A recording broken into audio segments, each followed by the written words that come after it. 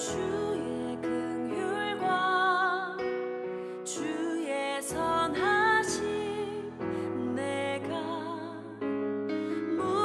묵상하오니 내 영혼 위해 베푸신 주의 은혜 잊지 않게 하소서.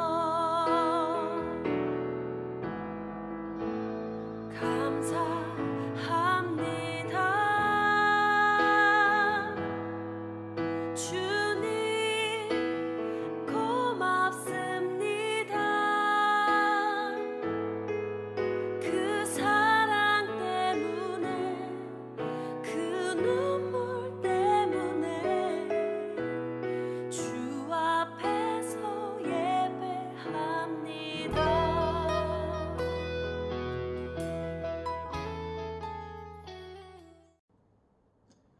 지난주 설교에서 부활의 생명이라는 단어를 거듭 강조하였습니다.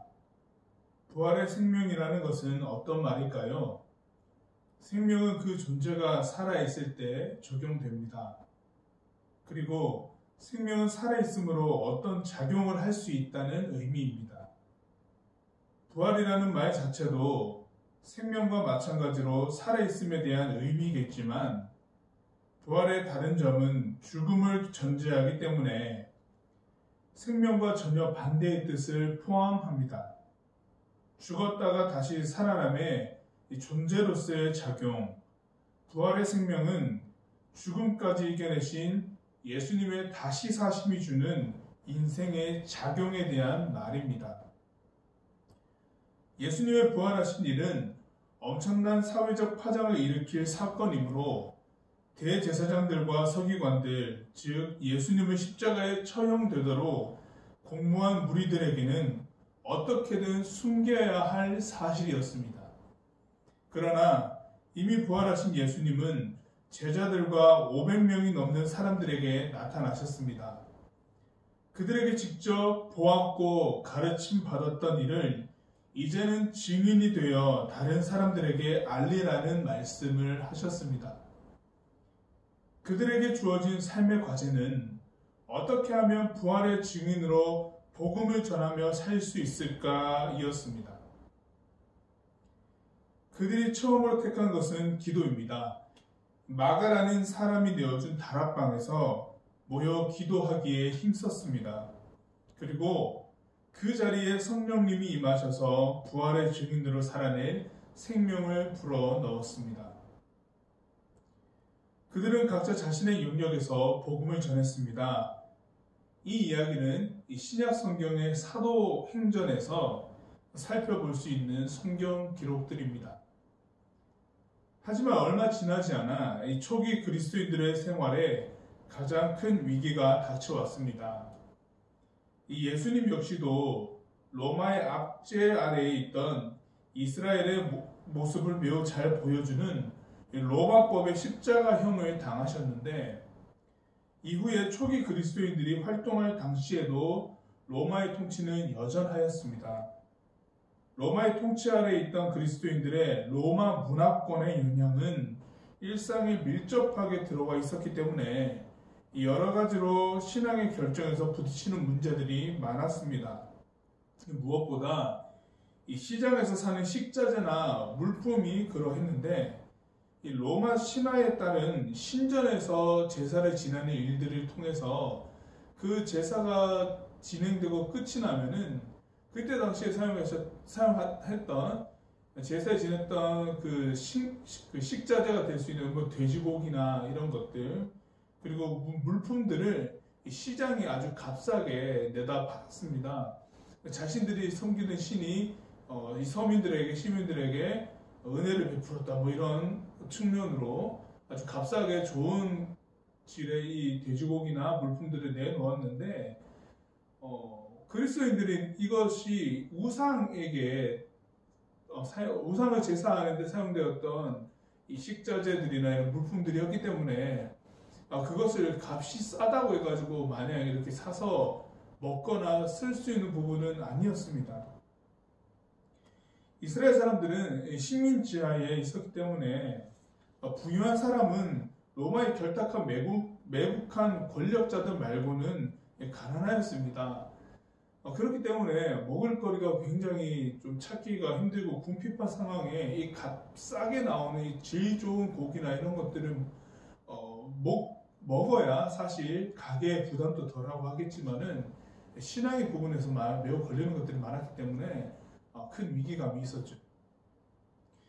그러나 먹을거리가 없기에 기본적인 생존권이 위협받기 때문에 하나둘씩 생존을 위해서 이스라엘 사회에서 이탈하여가지고 로마 문화에 젖어들기 시작했습니다. 이 기본적인 생존을 위해서 음식과 물품을 구매하는 것이 크게 정죄당할 것은 없습니다. 물론 사도 바울이 이 고린도 전 후서를 통해서 이야기할 때에 고린도 교회 사람들도 이런 부분, 즉 이제 신전 제사에서 사용되었던 이 고기나 이런 물품들을 먹고 구매하는 것에 있어서 우리 그리스도인들이 이것을 하지 말아야 되는 거 아니냐라고 이렇게 질문하여 그 값싼 고기들을 가기가 힘드니까 사서 먹었던 사람들은 너는 신앙에서 벗어난 사람이다라고 해가지고 많은 정죄가 있었습니다. 그래서 교회 안에서도 이제 분리가 있었는데 사도 바울 같은 경우는 이제 고린도 교회 사람들에게 음식으로 인하여서 서로가 와해되거나 시험에 드는 일은 없어야 되겠다라고 얘기를 하면서 차라리 음식을 먹은 것으로 인하여서 내가 누군가에게 시험에 들게 되고 정죄당하는 거리가 된다고 했을 때는 음식을 차라리 먹지 않은 것이 좋겠으나 음식을 대하는 데 있어서는 그런 시험거리라는 요소를 가지고 이 사람들 판단할 것은 아니다라고 이렇게 말씀하는 내용들이 있는데요. 음식이라고 하는 것, 즉 이제 생존권과 관련되고 이런 부분에 있어서는 특히나 이제 사도행전에서 우리가 잘 아는 구약 성경에 정결하지 못하다라고 이렇게 여김받았던 레위기, 특히나 레위기 11장의 내용들을 보면은 구별될 때 음식들이 있었지만은 예수님 이후에는 그걸 부정하다고 여기는 음식이나 이런 것들이 없었거든요. 그래서 사도 베드로 같은 경우도 이방인에게 복음을 전할 때에도 지붕에서 기도를 하면서 환상으로 보았던 것이 그때 당시 구약에서 정결하지 않다라고 여겼던 그 음식들이 그 동물들이나 이런 가축들이 보자기에 싸서 내려오는 그림을 보면서 이것을 먹으라라고 얘기를 했을 때 이거는 부정한 겁니다라고 대답했습니다. 그러나 말씀하시기를 거룩하다. 이것을 부정하다 여기지 말고 거룩하다라고 이야기를 하시면서 이것을 먹는 것에 있어서 주저하지 말라라고 얘기를 하시는 장면이 사도행전으로 또 나옵니다. 그러면서 이제 고넬료, 그때 당시에 로마의 고넬료라고 하는 그 가족을 위해서 베드로를 초대하기 위해 이제 파송되었던 하인이 있었는데 그 사람을 따라서 이방 사람인 고넬료 집에 가서 세례를 주고 하게 되는 장면들이 사도행전에 나오거든요. 그래서 이제 정결하지 않다라고 여겼던 음식이나 이런 것들은 사실상 없는데 우상을 제사하는 데에서 사용되었던 것이기 때문에 여러 가지 정죄되는 일들이 있었습니다. 그러나 이 부분에 있어서 많은 이제 논란거리가 있었지만은 그래도 가장 우선되는 것은 모든 음식은 거룩하다. 하나님께서 우상보다 더 높으신 분이기 때문에 하나님이 만드신 모든 것들은 거룩하기 때문에 그것이 신앙의 양심에 의하여서 어떻게 정죄당할 것은 아니다라고 얘기했던 것들이 있었습니다. 그래서 기본적인 생존권에 있어서 음식과 물품을 구매하는 것들이 사실 이제 크게 오해될 것들이 이런 것들이 아니고 정죄당할 것들도 아니었죠. 근데 다음 문제가 뭐였냐면 음식과 이제 물품 구매하는 것보다 더 이제 문제가 됐던 것이 이 로마 문화에 점점 젖어 들어가면서 그때 당시 있었던 로마에서 향락거리가 되는 것들, 놀이 문화에 계속 익숙해져 가는 겁니다. 그때 당시에는 이제 콜로세움이라는 것들도 있었고 이제 거기에서 피 튀기는 어떤 경기들이 있었었는데 물론 그 콜로세움이나 이런 곳들에서 피 튀기는 그 경기가 일어날 때 대상들의 식민지에 있었던 사람들을 잡아와가지고 로마인들이 그 사람들이 처절하게 죽은다는 것을 보고 막 기뻐하고 이런 일들이 있었거든요. 대표적인 것들이 그런 겁니다. 너무 향락에 젖다 보니까 인간의 생명이 훼손되어지고 파괴되는 것까지도 그냥 즐거운 요소로 만들어버리는 그런 그 향락의 거리들이 로마에 가득했습니다. 즉 하나님께서 말씀하신 것과는 전혀 다른 인간의 탐욕과 그런 살인과 이기심이 불러온 그런 문화들이 가득한 그것에 이제 로마 문화권이 점점 들어가기 시작했다는 거죠. 이교적이고 향락적인 놀이에 물들었다는 점입니다. 오늘 우리가 보고 있는 로마서는 바로 이제 이러한 위기에 봉착해 있는 로마의 그리스도인들에게 쓴 글입니다. 로마서 6장 1절에서 14절의 이 말씀, 오늘 본문 말씀의 핵심은 하나님을 떠난 문화와 죄에 지지 마라. 우리는 예수 그리스도께서 죽으시고 다시 사심으로 죄 용서하시고 살리신 자들이다. 죄에 대해서 그리스도 예수와 죽었고 하나님의 은혜로 다시 살아있는 자들이다. 자신의 몸과 마음을 죄에 던져주지 말고 하나님께 드려 하나님의 의로운 자로 살아라입니다. 이 과정에서 이제 눈여겨볼 표현은 여러분들 이제 함께 성경책을 보면서 보고 있겠지만 6절에 이 죄의 종로로 타지 말라라고 하는 그 문장입니다. 이 종은 행동을 감독하고 명령하는 주인이 있다는 것을 전제합니다. 문장에서 말하는 것은 죄가 너의 주인이 되지 않도록 하라라는 것인데요. 이것은 마치 가인이 아벨을 죽이려고 하기 전에 하나님께서 가인에게 말씀하시기를 죄가 너를 원하나 너는 죄를 다스리지니라 라고 말씀하신 것과 매우 흡사한 부분입니다. 우리가 창세기에서 보았듯이 가인은 죄의 통제권에서 벗어나지 못하고 아벨을 죽이는 끔찍한 일을 저질렀습니다. 하나님으로부터 벗어난 모습을 그대로 반영하여서 죄의 답습은 인류사에 이제 계속되었죠. 탐욕, 폭력, 살인, 왕따, 전쟁, 기근, 자연 파괴, 기후 변화, 오늘날에 이제 우리가 겪고 있는 코로나19 바이러스의 이 초유의 질병까지 너무나 많은 죄악성이 우리 세계에는 드리워져 있습니다. 이 죄의 결과라는 거죠. 예수님께서 이 땅에 오심은 하나님으로부터 벗어나, 그러니까 죄악 가운데 있는 인류가 다시금 하나님께로 나아오도록 열어주신 길을 보여주시기 위함입니다. 율법에 의해 법제화되었던 하나님을 섬기는 사람들에게 예수님으로 완성되는 하나님을 믿는 진정한 자유와 은혜의 법이 무엇인지를 알려주셨습니다. 일찍이 하나님께서는 말씀하시기를 하나님을 믿는 자들의 최고의 율법 강령은 하나님을 사랑하고 이웃을 사랑하라는 것입니다. 사랑은 감정적인 것에만 국한된 것이 아니라 이성, 지성, 영성까지 다 포함되는 종합적인 인간 행동의 정점입니다. 사랑은 사람과 사람에게만 적용되는 것이 아니라 우리가 접하는 모든 영역에 적용됩니다. 시간, 물질, 자연 등의 이 사랑이 적용되면 우선 낭비, 파괴, 불손함 등은 멀어지게 되겠죠. 아끼고 절제하고 보듬고 배려하고 존중하는 일들이 일어납니다. 창세기에서 아담이 에덴 동산에서 하나님께서 창조하신 모든 것에 이름을 붙여 부르면서 돌보았다는 것을 생각해 보면은 이러한 행동이 인간으로 하여금 나타날 정점의 모습이다라고 볼 수 있어요. 죄의 종로로 타는 것은 인간으로서 정점에 이를 수 없게 되는 모습이죠. 이게 이제 사탄이 우리들에게 주는 이제 하나님의 창조된 우리로서 인정하지 못하도록 하는 그런 계책이라고 볼 수 있습니다. 마치 이제 창세기 3장에서 뱀이 나타나서 아담과 하와를 꼬드길 때처럼 그렇게 그런 것들 말이죠. 예수님의 부활 생명은 바로 이러한 모습의 회복을 의미합니다.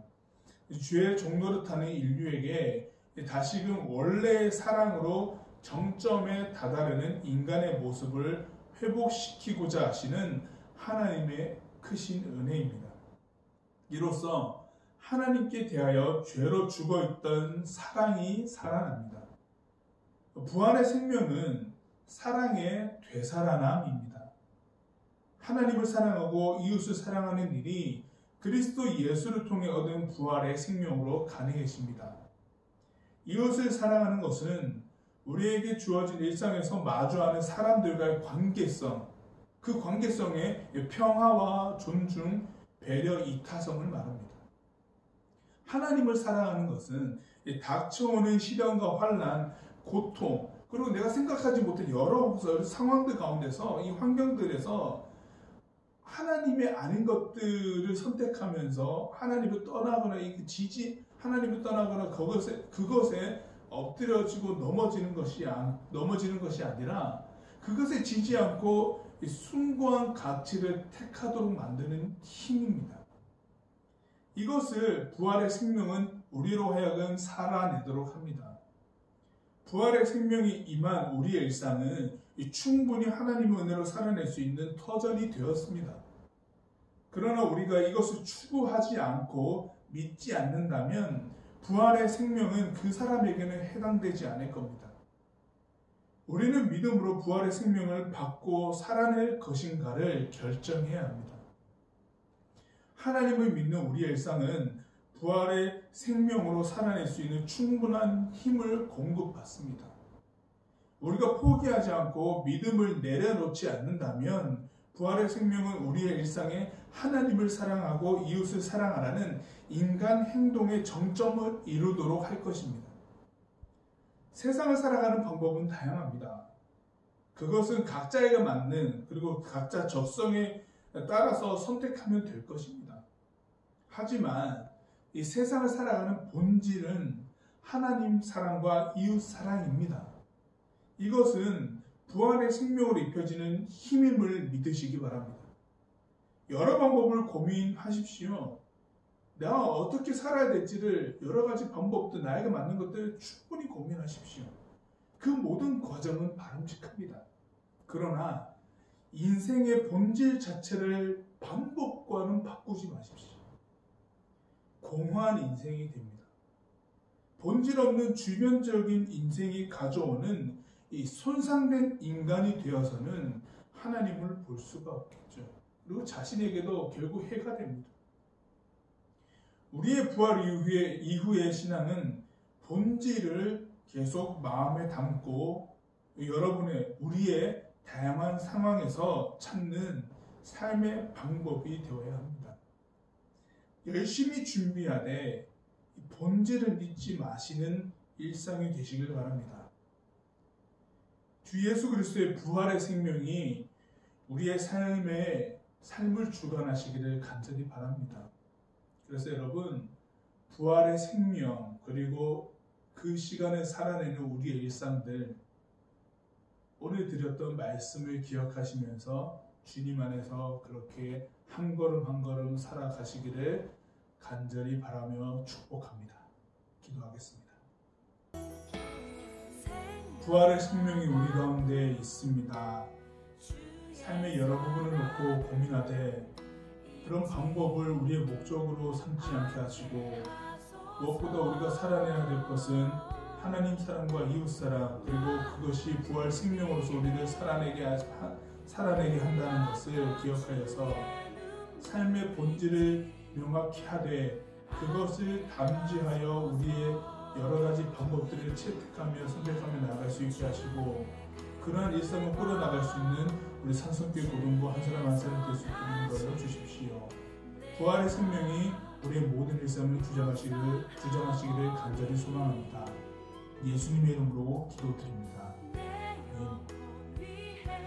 지금은 막힌 담을 허시고 길과 진리 되신 우리 주 예수 그리스도의 은혜와 그 다음 없는 하나님의 사랑과 정의와 공의를 이루시는 성령님의 역사하심이 부활의 생명으로 하나님 사랑, 이웃 사랑, 삶의 본질을 명확하게 하고 각자에게 주어진 일상의 모든 시간들을 최선을 다해 준비하는 우리 이곳에서, 그리고 또한 함께 예배하는 산성교회 고등부 일원들 한 사람 한 사람 모든 일상 가운데 영원까지 함께 하시기를 간절히 축원합니다.